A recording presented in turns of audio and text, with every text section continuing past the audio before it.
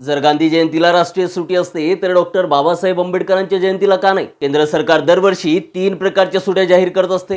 त्यापैकी पहिला प्रकार असतो राष्ट्रीय सुट्टी, ज्यामध्ये प्रजासत्ताक दिन, स्वातंत्र्य दिन आणि गांधी जयंतीचा समावेश होतो. मात्र ज्यांच्यामुळे प्रजासत्ताक आहे त्या डॉक्टर बाबासाहेब आंबेडकरांच्या जयंती दिनी राष्ट्रीय सुट्टी नसते. दुसरा प्रकार असतो संपूर्ण भारतासाठी सामायिक सुट्टी, ज्यामध्ये दिवाळी, दसरा, ईद, ख्रिसमस या सण उत्सवाचा समावेश असतो. यामध्ये हिंदूंच्या, मुस्लिमांच्या, ख्रिश्चनांच्या उत्सवांची सुट्टी आहे. मात्र या भारतातील बुद्धिस्ट लोकांचा एकमेव असलेला उत्सव 14 एप्रिल म्हणजेच भीम जयंती या उत्सवाची सुट्टी नाही. 2014 पर्यंत भीम जयंतीची सुट्टी याच प्रकारात मोडत होती. मात्र मोदी सरकार आल्यानंतर या प्रकारात सुद्धा भीम जयंतीची सुट्टी समाविष्ट करण्यात येत नाही. आणि तिसरा प्रकार असतो वेगवेगळ्या राज्यांसाठी वैकल्पिक सुट्टी. मात्र यावर्षी तर भारताच्या मनुवादी सरकारने, ब्राह्मणवादी सरकारने हद्दच पार केली. डॉक्टर बाबासाहेब आंबेडकरांच्या जयंतीची सुट्टी या तिसऱ्या प्रकारात सुद्धा टाकण्यात आली नाही. मोठ्या प्रमाणात शेअर करा आणि या मनुवादी सरकारला प्रश्न विचारा की आमचा सर्वात मोठा उत्सव भीम जयंतीची सुट्टी राष्ट्रीय सुट्टी का नाही?